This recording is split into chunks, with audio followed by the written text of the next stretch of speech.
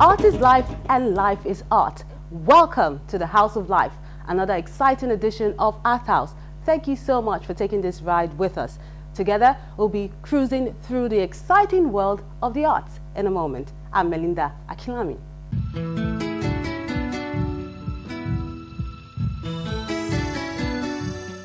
Great art picks up where nature ends.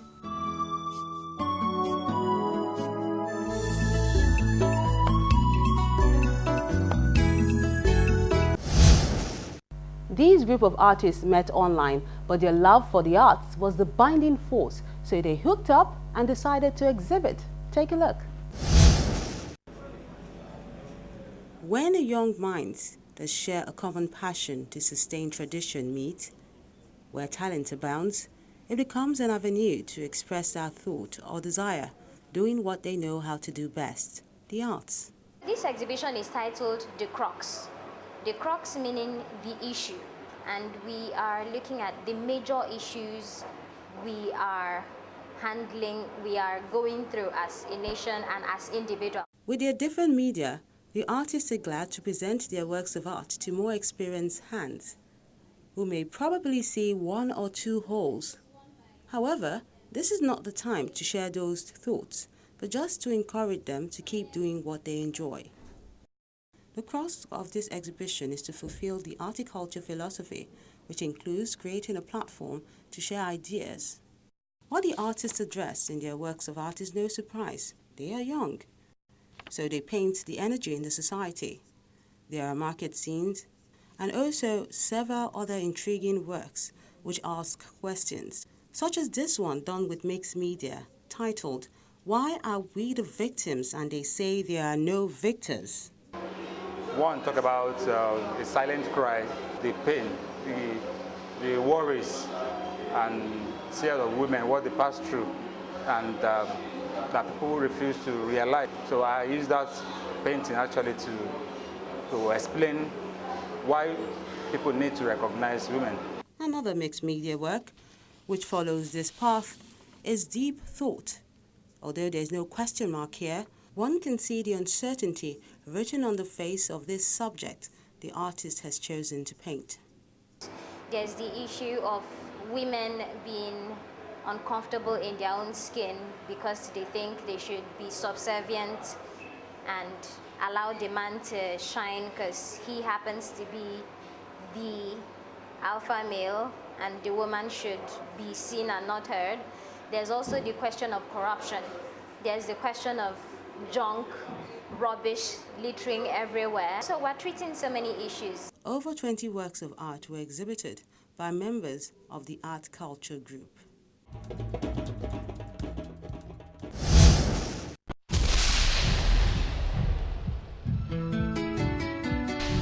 Never assume a rip or tear can't be removed.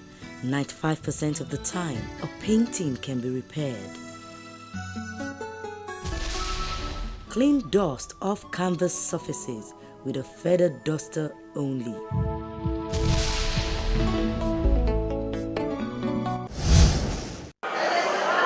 Women across the world have been used to symbolize nations, cultures, and religions.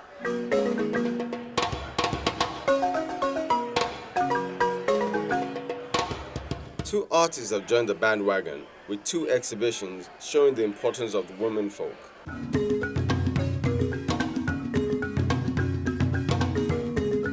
The first is Emeka Odemba, a mixed media artist who works with a variety of artistic mediums such as drawing, painting, photography, installation, and video to examine issues of cultural diversity.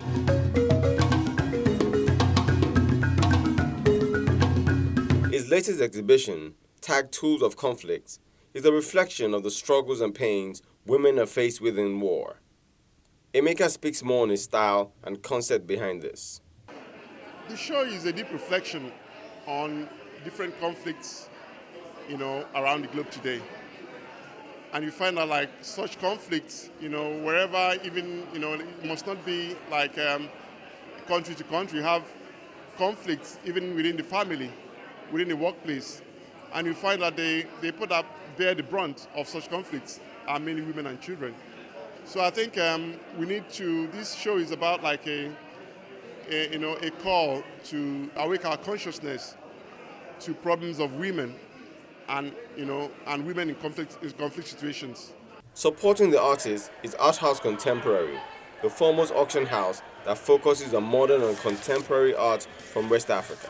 We're going to give 10% of our proceeds to charity. We're going to find a charity which supports displaced women and children, and then do it accordingly. Who better to speak for themselves than women? For these two, their time is now. The times have changed, and we've reached a new era now, and I think women are going to continue to be celebrated. It's not just going to be a one-time thing. Women have been treated unfairly the world over, and women have been at the end of a lot of pain. There's been a lot of abuse, but a lot of women are rising up now, and you're seeing more female leaders in every field, in politics, in the arts, more and more actually, and I think the best is yet to come. I think the future is very bright for women. What's really interesting about this is the focus on women, because I'm from Plateau, and as you know, we kind of started with the whole crisis in 2001, and a lot of women and children were affected by it. So I'm very happy that he's giving a voice to the women.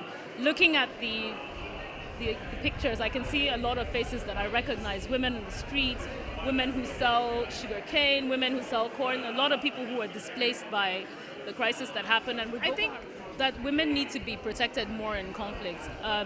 But not just women, I think everyone in general. Security needs to improve, and I think things like this can help with awareness. I know a percentage of the proceeds will be going to help IDPs.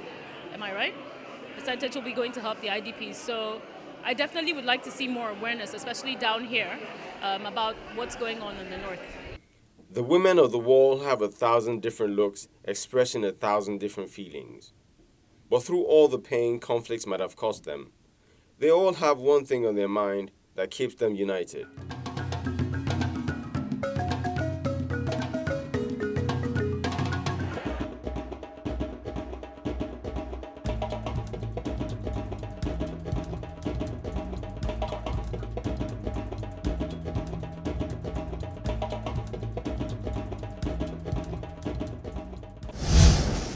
You know what they say, art is universal.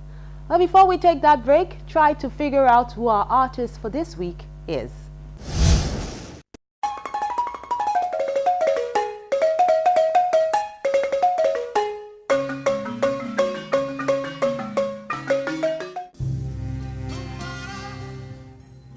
He's a Nigerian dramatist, actor, director, and playwright. He developed Yoruba culture, especially folk opera, that's drama that combines Christian themes with traditional Yoruba folklore, music and dancing, and music popular in urban culture into a serious theatre form through his work with Ogumola Travelling Theatre, founded in 1947.